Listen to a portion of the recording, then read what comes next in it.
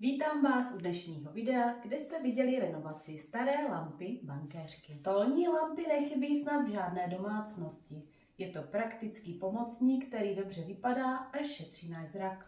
A kdo by nalezl praktického pomocníka? Lampa bankéřka byl americký vynález, původně navržen pro použití v bankovních halách. První patent na lampu podal 11. května roku 1909 americký inženýr Harrison McFadden. Původní návrh lampy byl velmi jednoduchý. Lampa měla osaznou základnu, která držela stínidlo ze zeleného přes bílé sklo.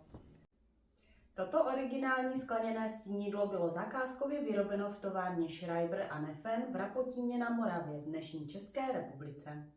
Lampy byly vyrobeny v Americe a sestaveny v továrně McFadden v New Yorku a původně prodávány pod značkou Emerlite.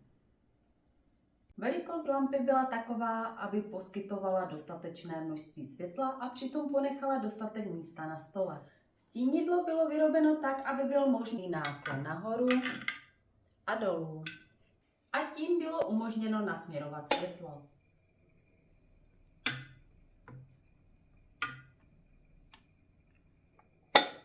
V roce 1929 byla podána patentová britská verze bankéřské lampy, která měla místo skleněného stínidla stínidlo osazné nebo reflektor.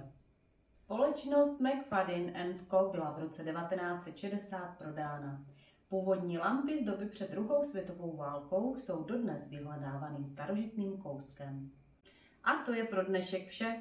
Děkujeme za zhlédnutí. Pokud se vám dnešní video líbilo a chtěli byste vidět další zajímavý obsah, dejte nám svůj odběr, like, sdílejte s přáteli a napište komentář. Těším se na vás opět příště.